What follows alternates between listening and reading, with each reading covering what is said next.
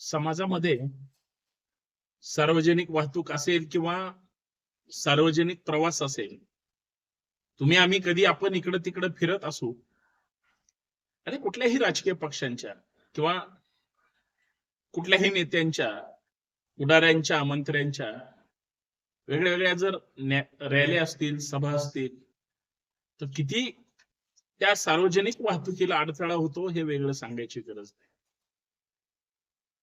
म्हणजे सध्या तर कुठल्याही धर्माचे वेगळे सण आले, उत्सवाचे दिवस आले की वेगळी मांडव टाकले जातात, वाहतुकीला अडथळा होतो. कोण बोलू शकतं, कोण त्यांच्याविषयी आवाज उठवणार किंवा कोण त्यांच्यावर आक्षेप घेणार तर वाद होणार, या भीतीपोटी बरेच जण गप्पही बसतात. पण काही जण प्रशासनाकडे कायद्यावर बोट ठेवून त्या ठिकाणी बोलणारी मंडळी असते. आज जर शहरात असो किंवा कुठल्याही भागामध्ये एखादी म्हणजे आंदोलनाची स्थिती असेल, मोर्चा असेल किंवा राजकीय पक्षांची आंदोलनं असतील, तर एकमेकांच्या विरोधात बोलण्यासाठी त्यांच्यापेक्षा आम्ही कसे श्रेष्ठ ग्रेट आहोत हे ठरवण्याच्या नादामध्ये इकडून तिकडून भाड्याने असेल का कसेही लोक गोळा केली जातात आणि शक्ती प्रदर्शनाच्या नावाखाली सर्वसामान्य माणसांना प्रचंड त्रास दिला जातो आणि त्याचे परिणाम सगळीकडे भोगावे लागतात. ज्यावेळेस राजकीय पक्षांच्या रॅल्या असतात किंवा एखाद्या बाबतीत सर्वसामान्य लोकांनी सुद्धा स्वयंप्रेरणेने काही रॅल्या मोर्चे काढलेले असतात, वाहतुकीवर इतका परिणाम होतो. राजकीय पक्षांच्या असो किंवा रॅली असो किंवा आंदोलन, याच्यामुळं म्हणजे बघा, सकाळी 10 वाजता ज्यावेळेस लोकांना कामावर जायचं असतं त्यावेळेस गर्दी असेल किंवा 5-6 वाजता ज्यावेळेस लोकांना कामावरून सुटल्यानंतर घरी पोहोचायचं असतं, महिला असतात, त्यांची मुलं घरी असतात, वयस्कर मंडळी घरात असतात किंवा लवकर घरी पोहोचून मुलं शाळेतून येणार असतील तर त्यांना खायला वगैरे, या सगळ्या अनंत अडचणी असतात. आणि अशा जर त्या ट्रॅफिक मध्ये अडकल्या तर किती जीव व्याकुळ होतो. आणि सध्याची वाहतुकीची समस्या, ट्रॅफिकची समस्या ही कल्पनाशक्तीच्या पुढे गेली, भयानक झाली. अपघाताच्या घटना किंवा अजून काही घडलं तर बोलायलाच नको.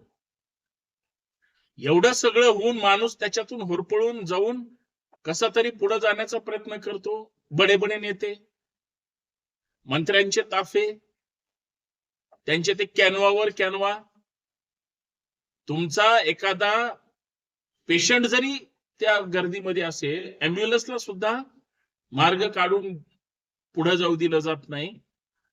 बहुतांशी ज्यावेळेस आंदोलनामध्ये चक्काजाम वगैरे करतात बघा, खर तर हक्कासाठी लढे लढले जातात, परंतु तिथं लोकांना ज्या पद्धतीचा त्रास होतो याचा सुद्धा विचार खर तर होणं यासाठी गरजेचं आहे की तिथं सर्वसामान्यांना अडचण किंवा अडथळा आला नाही पाहिजे. आज काय परिस्थिती उलटी झाली सगळी.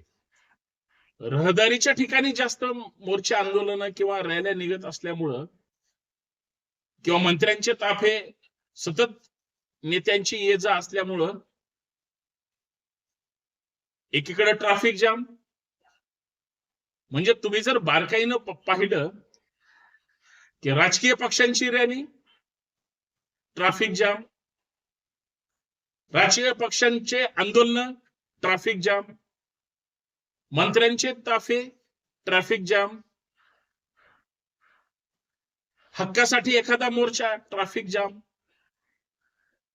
म्हणजे जनतेला त्रास देऊन जर पुढारी नेते स्वतःचे स्वार्थ साधत असतील, नाकारता येणारी गोष्ट नाही. ते सत्ताधारी असो किंवा विरोधक असो, प्रत्येक जण मला मोठं व्हायचंय ह्या अट्टहासापोटी तो जे काही करायला जातो, एका बाजूला परवानगी घेऊन आंदोलन होतात.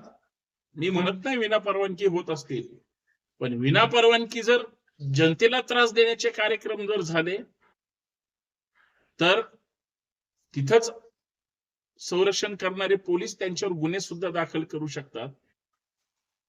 तुम्ही मुंबईतली घटना पाहिली, महिला कशी त्या आंदोलनामध्ये विरोध करत होती, परंतु या सगळ्या ह्याच्यामध्ये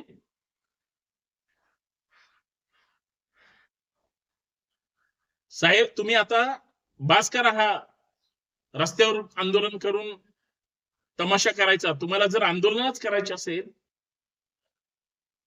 तर तुम्ही एखाद्या मैदानावर जा आणि तिथं आंदोलन करा. मी हे सगळं सर्वसामान्य लोकांना त्रास होणाऱ्या गोष्टी सांगितल्या. खरं तर सरकारनं, प्रशासनाने आंदोलन करण्यासाठी काही अटी शर्ती घातलेल्या आहेत. तुम्ही आंदोलन कुठे करावीत, आंदोलन कशा पद्धतीने करावीत, सार्वजनिक वाहतुकीला काही त्रास होतो का, इतरांना काही त्रास होतो का, याचा विचार केला जातो. जनतेचं किंवा सरकारचं लक्ष वेधण्यासाठी आंदोलन असतात. जनतेला वेठीस धरून, जनतेला त्रास देऊन स्वतःची राजकीय पोळी भाजण्यासाठी आंदोलन नसतात. तो फक्त स्टंट असतो.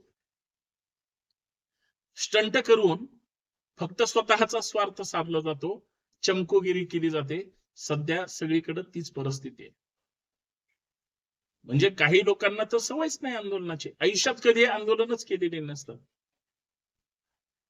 आम्ही कुणाच्या विरोधात त्या ठिकाणी आंदोलन करतोय हे सुद्धा कार्यकर्त्यांना प्रशिक्षण किंवा माहिती असणं गरजेचं आहे.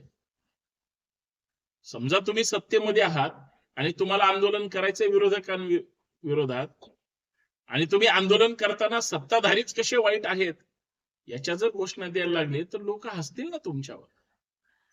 तर त्याचा परिणाम कुणावर होतो? लोकांवर. हे जे स्टंटबाज नेते मंडळी असतात ना, त्यांनी सगळा म्हणजे असा सत्यानाश करून ठेवलेला आहे. आणि जो त्रासदायक लोकांसाठी ज्या गोष्टी होतात त्या गोष्टी होतातच.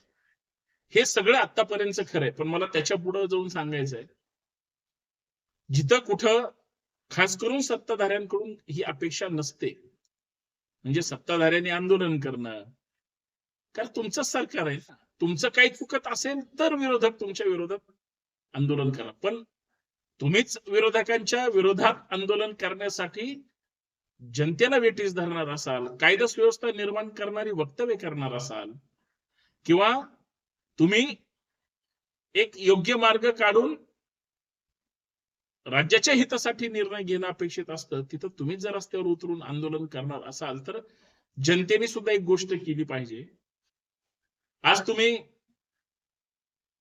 कुठूनही कुणाच्याही विरोधात जर जनतेला त्रास होत असेल तर तक्रार करू शकता.